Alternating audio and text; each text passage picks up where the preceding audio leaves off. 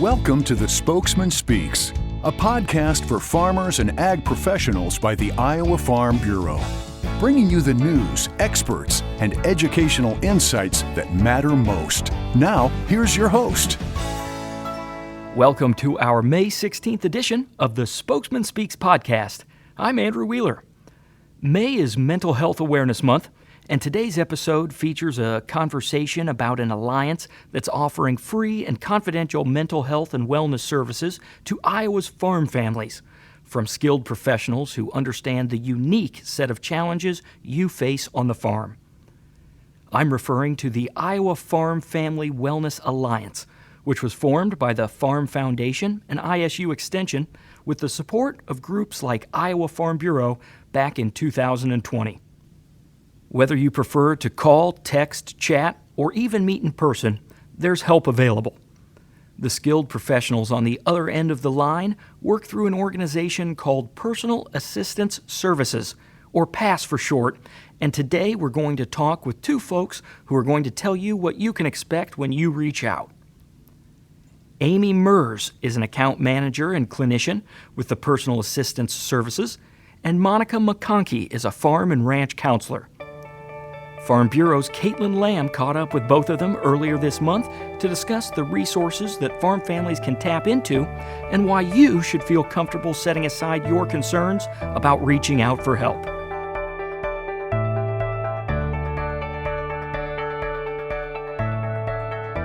So first I want to start out by asking, Monica, I know you said that you work exclusively with farmers. So do you think we're gaining ground in addressing the stigma that's associated with farm stress and making it more normal to start talking to someone when we're going through a hard time, whether that's a family member or someone in your field? Sure. I really think we are. I don't think we've arrived yet, but I think we're making headway, much because of the work that ag industry is doing to incorporate mental health as part of their conversation. So organizations like yours, commodity groups, other private, employers or ag businesses seem to be really grasping on to this as something we need to pay attention to. And I think it's helping. When I talk to farmers, they've heard about it, they've read about it, they've seen it, they've heard it. And so it just normalizes mental health issues, just like a physical health issue. It's becoming more embedded in a farm safety conversation. I would just say I agree with that. I agree with Monica on that subject. And just even this whole program is just an example of that. I think in the clinical world, we have been trying to talk about this subject for a very long time. And now nationwide, folks are talking about it. There's finally funding for it and we have resources. And so it's just doing things like what you're doing today, which is connecting folks with resources. And so we've really made a lot of strides in encouraging people to have conversations, and they're doing so. And so now we just got to connect them with those resources. And we're so grateful that the dialogue is happening, because the statistics say that the issue is bigger than it's ever been, especially post-pandemic. And so we just really are grateful to be able to have the opportunity to just keep getting the word out there and offer services to folks. Yeah, and I've noticed that a lot too from the ag conferences that either we put on as Iowa Farm Bureau or other ones that I've gone to. There's always a session now on farm stress and coping strategies. And it's so good to see that that's being normalized. And, when I attend those sessions, it's not like I'm the only one in the room. And everyone is there together and they're learning more about how to address these things and make their life, make their farm better. And I know that sometimes when we think about talking to a professional, it can sometimes be perceived as for people who have like a diagnosis or have experienced a specific traumatic event. So I think it's important for our listeners to know that there's a broad range of situations where talking to someone, like one of you could be beneficial. So I'm wondering, Amie, if you can walk us through that breadth of those situations. It doesn't have to be something gigantic. There are certainly folks in this world who have really big concerns, really big, long, lifelong problems that they access help for. But the majority of people who reach out and that we want to partner with are ones that just may need a few resources, just need some direction, just need to have a conversation to help reflect or reframe. I would say, and Monica probably could jump in after I'm done because she sees this every single day. And these might even be things that people don't traditionally think of talking to someone about. But family dynamics, conversations about what's going to happen with the farm, generational differences, generational changes, those are some of the things. Sleep disturbance, that's something that sometimes people don't realize that they can talk about and get resources for or strategies for how to sleep better. Health concerns, whether that's your diet or as we age, our body changes, or chronic pain or stress. There are things that happen to our body that are health that sometimes can be mental health connected to physical health, psychological health, and so they can impact each other. Sometimes people will come and talk to a clinician and they'll say, I'm having a hard time concentrating, or I'm irritable. But really, that might be a medical condition that we can kind of help kind of do a little detective work and just kind of sort through and say, you know what, maybe this would be the direction to go, or that would be the direction to go. What types of circumstances are getting farm families to pick up that phone and seek out those additional resources or talk to someone like you?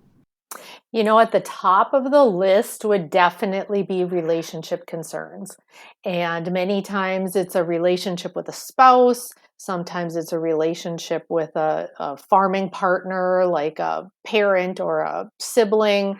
Sometimes it's relationships with kids, but a lot of stress around relationships. And of course, being on the farm, that makes sense, right? We live together, we work together. There's multiple generations that often work together, different personalities, communication styles. So it can be kind of a hotbed of conflict at different times. Along with that, and Amie nailed it, farm transitions. The average age of our farmers is right around 60 years old. And so there are a lot of farms in transition right now to the next generation. And that brings up a whole host of issues, both for the outgoing generation and the incoming generation. So I do get a lot of calls from people just wanting to help sort through, we call it the human side of farm transition. So not legal, not financial, but the stress relationship communication side. Apart from those two, definitely calls just around feeling really anxious, like my thoughts are spinning in my mind, I can't get it to shut off, or I just don't like this anymore. More depressive type symptoms. Not saying they're depressed, they're just feeling low. They might feel like there's no hope for the future. They might feel like, every spring I'm usually excited about getting out in the field. This spring I feel nothing. I don't really care. I'm not motivated. I don't have my equipment ready. I'm just kind of doing it because I have to. There's no passion any longer. So those are typical calls too.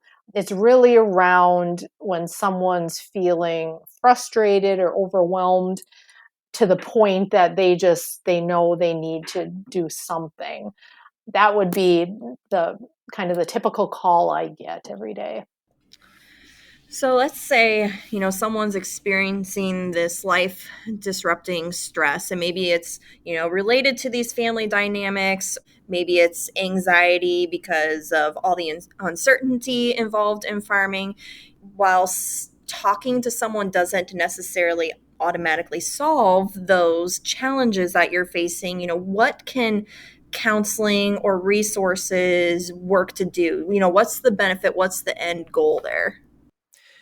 Yeah, I think a lot of times when somebody finally reaches out, it has a lot to do with feeling loss of control, loss of power, and that is something that happens in the farming industry anyway, because there's so many things that are out of control, whether that's the weather or governmental changes. And so when a person feels like they don't have a direction or they don't have a resource or they don't know how to solve a problem, that can really kind of spiral, and they can start to feel overwhelmed or distressed or not feel like they have any direction. and really feel hopeless. And even, we've seen an increase in suicidal thinking in the farming community too. And that's one of the things that prompted some of these services. And so when somebody does access these mental health services, what we try to do in the clinical world is offer resources, offer direction, offer hope, but we don't fix it for them. Obviously you don't go sit and talk to somebody for the rest of your life. And so you have to learn how to navigate these things on your own. So a lot of times that the clinician is helping them learn how to reframe their thoughts, how to learn different ways to cope, different strategies, they may look at some of the patterns that have started in their life and help them change those patterns and create new ones, offer them some resources in their community. There are a lot of services that we offer with this program in addition to mental health counseling. And so it's creating an awareness of a lot of those. And so then that person, it doesn't take a ton of meetings to have that conversation where the person starts thinking, oh, okay, yeah, like I think there is an option here. I just needed to kind of get it out of my head, because sometimes it spins and they just need to kind of organize it to have a direction. And that's really kind of what we do, is do a little bit of detective work to see what the problem is, and then try to help create a map to get in a different direction. Monica, I'd be interested, when you're working with your farm family clients, what types of coping strategies seem to be more, I don't want to say effective, but I mean, are farm families different in their coping strategies than the general population? I definitely think there are some differences just by virtue of the farm. Operating in agriculture, you're dependent on so many uncontrollables. The weather being kind of the primary one, but commodity prices and interest rates and all sorts of things that really can have a very direct impact on your business. And so obviously going to a counselor, talking to a counselor, that's not going to fix the weather, right?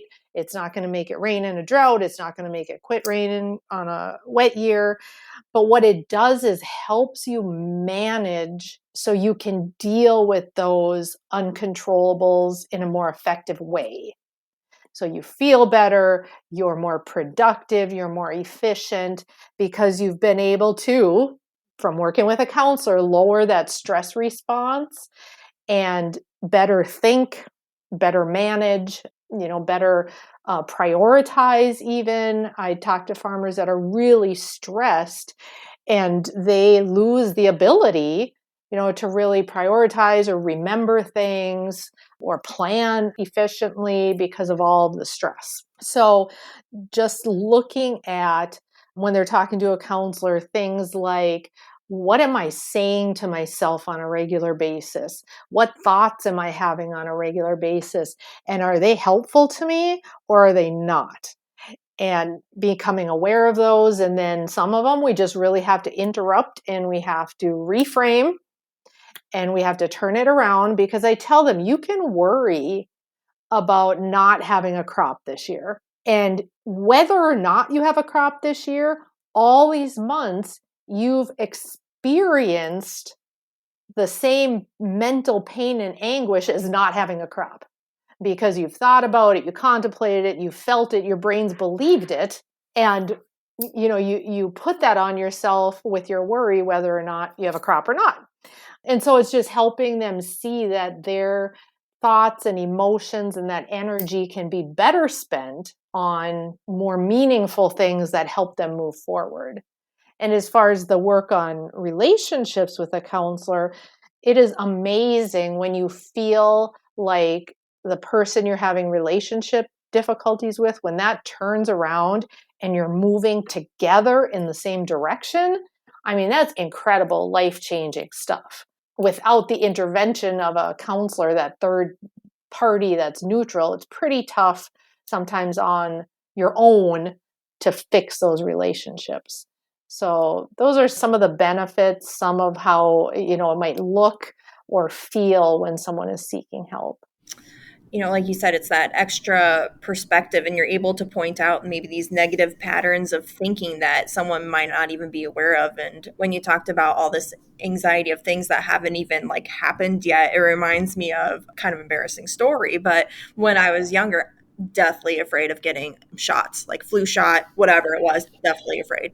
And my dad would always say something like, you're dying 1,000 deaths. Nothing's even happened. Why are you putting yourself through this over and over again? So when you said that, I was like, huh, yeah, it's coming back. That's exactly it. Yes. Yeah.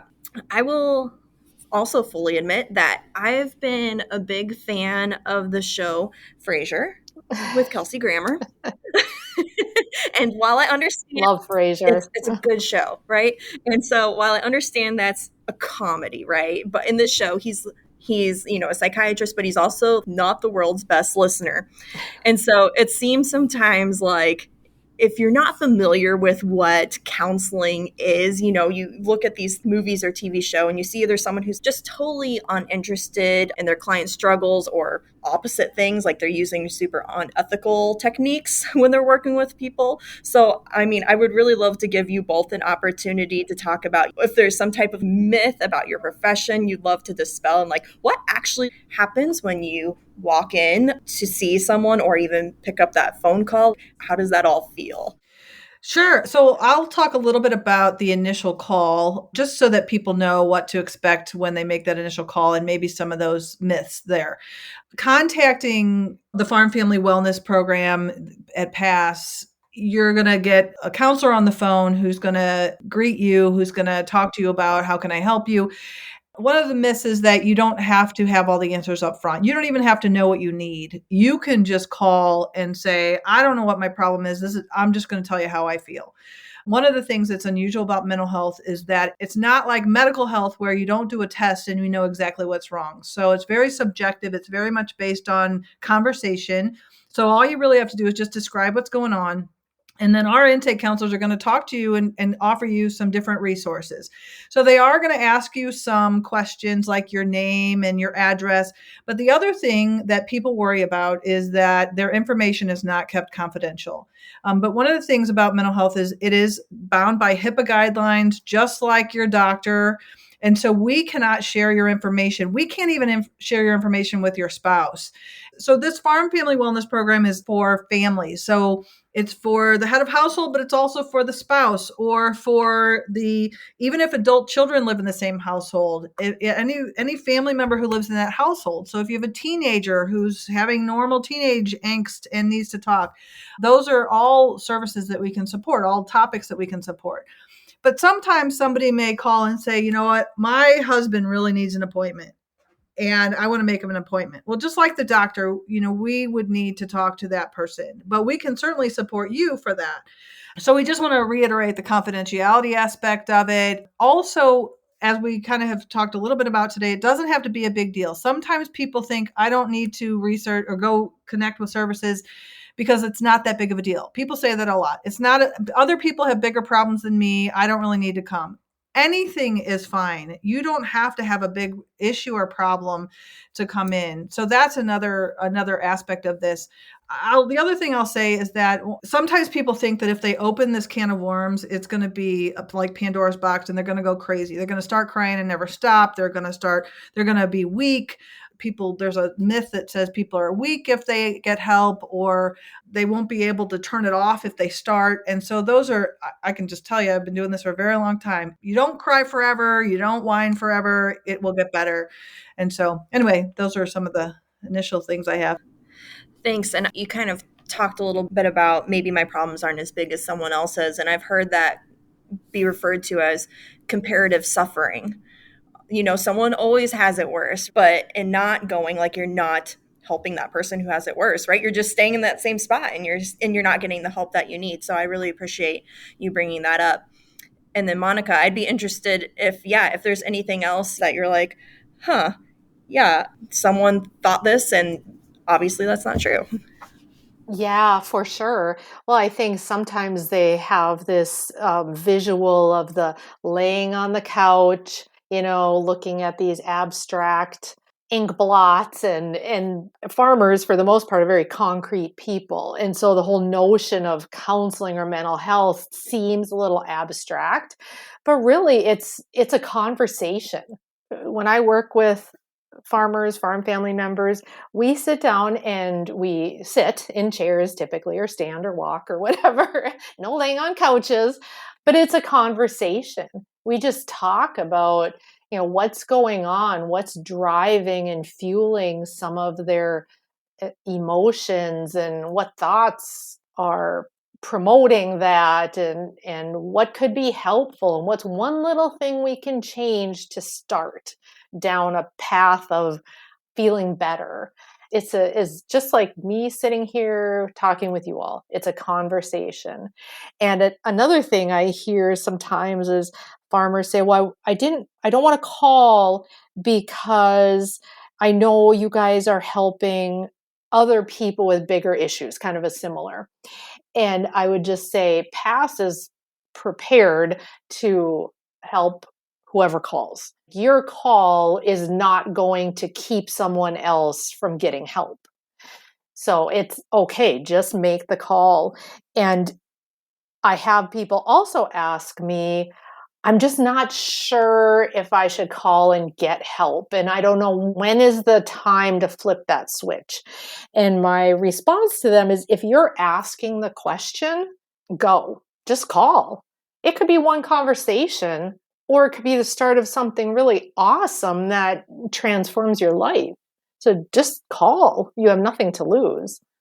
Just one of the things I want to piggyback on that too is, one of the things about the way we do things is it's called short-term solution focused counseling. And so one of the myths is that it's going to take a long time, or I'm going to have to go through everything that's ever happened in my whole life, or I have to tell my whole story. I don't have time for that. But, one of the questions you asked was, what should somebody expect when they start? And that first beginning is very much of an assessment. And the assessment is, what's going on, and where would you like to be? How would you, what's the concern, and what would you like to see happen? And this kind of counseling is very solution oriented. If you say, I don't like feeling this way and I want a solution, that's exactly what we're doing. We're problem solving, we're solution oriented. And so it is not something that goes on and on and on and on. Like in Frasier, that kind of style of counseling was, that person did lay on the couch and went to that person for years. But we know that people don't want to come forever. And so we want to help you solve whatever problem that is. It's just getting you to a solution, helping you find tasks and strategies to help yourself going forward. It's a pretty efficient process. Iowa Farm Bureau, we're proud to sponsor the Farm Family Wellness Alliance, which is, a partnership between Farm Foundation, Iowa State University Extension Outreach, and the Personal Assistance Services. And as you mentioned, Amie, that's for the whole farm family. So not just the farmer out in the field, but his wife, his or her adult children.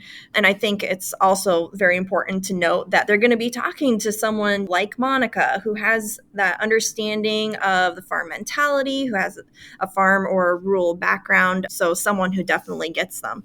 So let's say that someone, they're asking that question, should I or should I not? And they decide to pick up the phone. How long does it take to begin that conversation? Is there a long wait? So I just want to clarify that it is not always virtual. So it can be in person, but it is going to depend on the person's flexibility. So the more flexible the caller is, the more options we have for them. So if they're not flexible, if they can only do Thursday evening at 6:00 and they want to do in a certain zip code and they want to be in person, it may take longer. It might take a couple weeks for somebody to have that very specific opening. But if somebody is flexible, if they are willing to talk to a counselor on the phone or over Zoom, or if they're willing to drive a little bit farther into a little bit into the next community, or if they're willing to be flexible with their time of day. I mean, we really work to accommodate day, evening, and weekend hours. And so we have clinicians who are available all times of day. You can meet over the phone, you can meet on text. So we really work to accommodate as much as we can, but the more flexible you are, the better. So there are times when somebody can have that initial session within a couple days if they're pretty open. But the other thing I want to reiterate is that our phones are answered 24 hours a day for in the moment support. And so let's say that you say, okay, I really want this Thursday at 4 p.m. I know I can't get in until 2 weeks from now, but if something changes, then you can call us back. And we're gonna see if we can get you in sooner if you have a crisis that comes up, or if you need to get some support right this minute, even if it's 3:00 in the morning, you can call us and we're going to give you ongoing support if you need it when you call. Our phone number is answered 24 hours a day. I'll just throw that out there. It's 833-999-FARM. I just want to make sure that people know what it is, 833-999-FARM. Also, if somebody doesn't want to talk on the phone, they can text with us. They can chat with us through our website. We have a website, which is farmfamilywellness.com. And so there are different ways to connect with us, to just ask a question, to find services. And like I said, it could just be one conversation. It could be, hey, do you have a resource in my community? Or it could be a bigger problem. Yeah. Thank you, Amie, for elaborating on a lot of those things. I didn't realize that, it was 24/7 support. So that's awesome. And I'm glad that that service is available.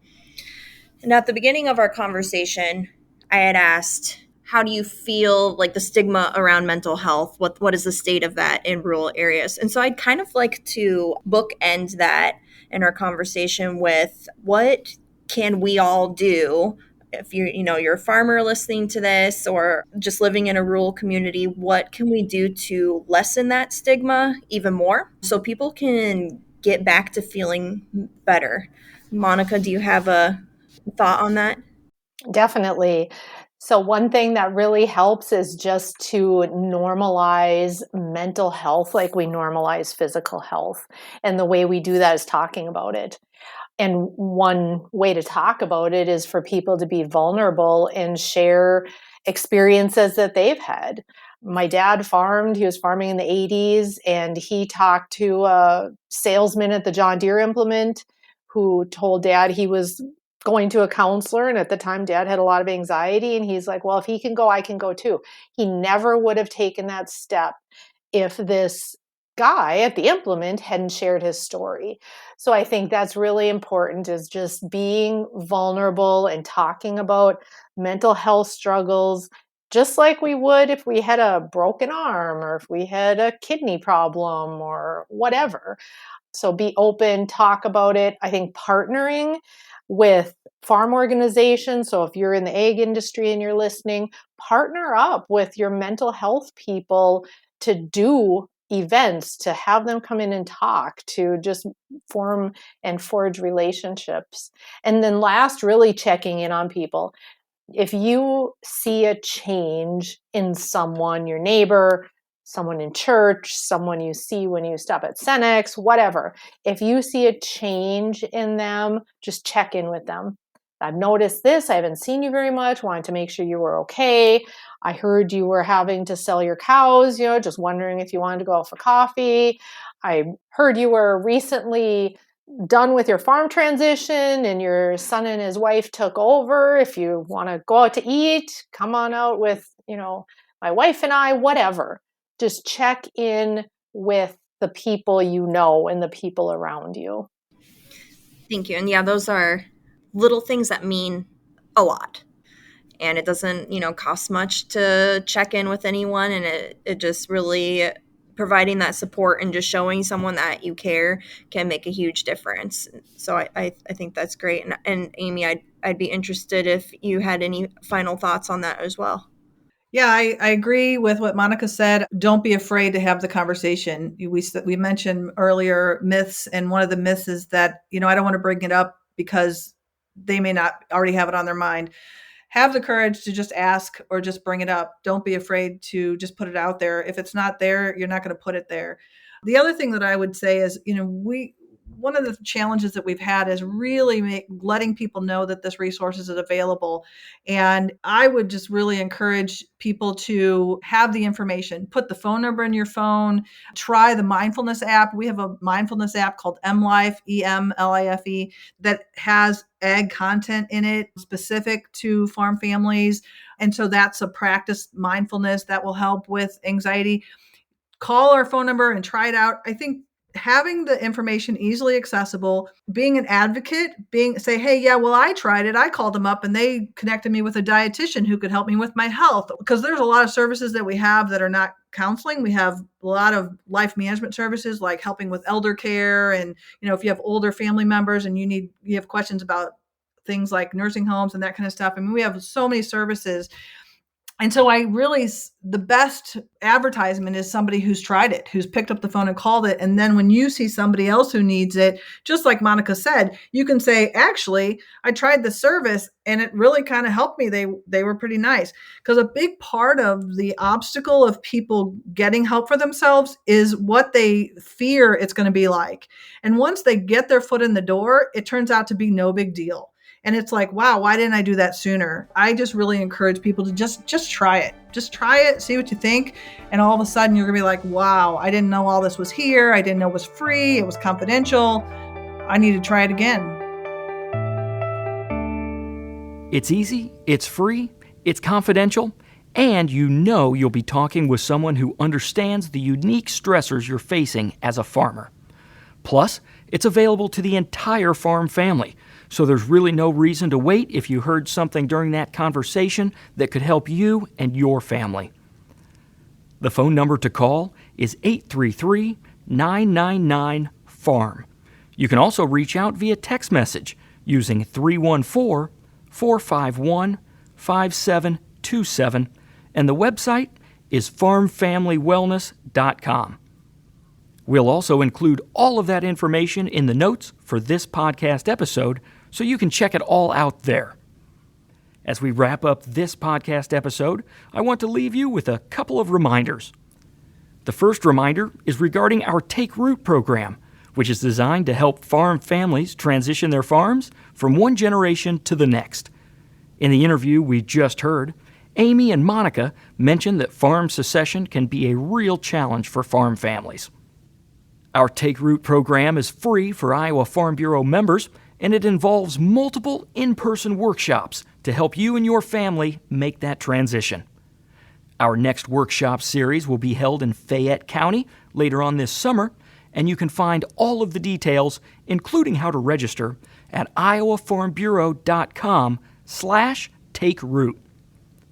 The second reminder concerns our upcoming Young Farmer Ag Insights Tour, which is July 8th and 9th, and is accepting registrations now through June 17th.